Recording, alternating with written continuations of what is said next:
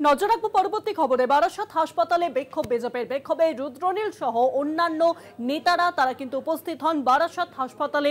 এই বিক্ষোভ দেখানো হয় আজ বিজেপির তরফে। আমরা জানি যে গতকাল আমরা কয়েকদিন আগে খবরের শিরোনামে উঠে আসে বারাসাত হাসপাতাল, সেখানে মর্গে আমরা দেখলাম যে একজন মৃত ব্যক্তির তার চোখ চুরি গেছে, এই অভিযোগ তোলা হয়। যদিও দ্বিতীয়বার ময়না তদন্তের পর কিন্তু স্পষ্ট হয় যে চোখ চুরি যায়নি, ইঁদুর বা ছুঁচোতে সেই চোখ কিন্তু খুবলে খেয়েছে।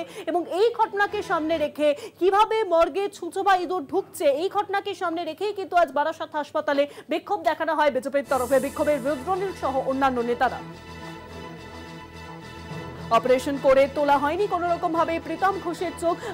বারংবার পরিবারের তরফে অভিযোগ তোলা হচ্ছিল যে বারাসাত হাসপাতালের তরফে কোনোভাবে কি তার ভাইয়ের চোখ অপারেশন করে তুলে ফেলা হয়েছে এবং তাকে বিক্রি করা হয়েছে, কি নতুন কোনো সমীকরণ তৈরি করার চেষ্টা। যদিও সেই অভিযোগ কিন্তু নস্যাৎ হচ্ছে, কারণ ময়নাতদন্তের পরও কিন্তু স্পষ্ট হয়েছে যে তা কিন্তু ছুঁচো বা ইঁদুরে খুবলে খেয়েছে। দ্বিতীয় ময়না তদন্তে মিলেছে আংশিক আইবল, বাকি অংশে জমাট রয়েছে রক্ত, তাই চোখ নেই বলে মনে হয়েছিল, জানায় স্বাস্থ্য দপ্তরের বিশেষ তদন্তকারী দল। মর্গে ঠিক কিভাবে ইঁদুর ঢুকলো তার পথ খতিয়ে দেখা হচ্ছে এবং চোখ চুরির কোনো ঘটনা ঘটেনি এমনটাই দাবি করা হয়েছে বারাসাত মেডিকেল কলেজের সুপারের তরফে। আর এই ঘটনাকে সামনে রেখেই কিন্তু আজ বিজেপির তরফে দেখানো হলো বিক্ষোভ। রুদ্রনীল ঘোষ সহ অন্যান্য বিজেপি নেতারা তারা কিন্তু এই বিক্ষোভে সামিল হন আজ বারাসাত মেডিকেল কলেজের সামনে।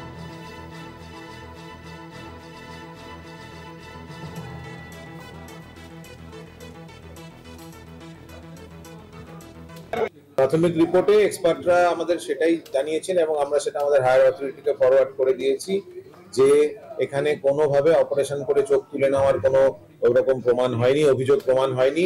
বরং যেখানে আমাদের চোখের কোটর, রক্ষী কোটর, সেখানে কিন্তু আইবলের একটা পার্ট অফ অংশ দেখতে পাওয়া যাচ্ছে। সেটা দিয়েই প্রমাণ হয় যে কেউ অপারেশন করে তুলে নেয়নি, এটা কোনো একটা রডেন্ট জাতীয় কোনো প্রাণীর থেকেই খুবলে নেওয়ার একটা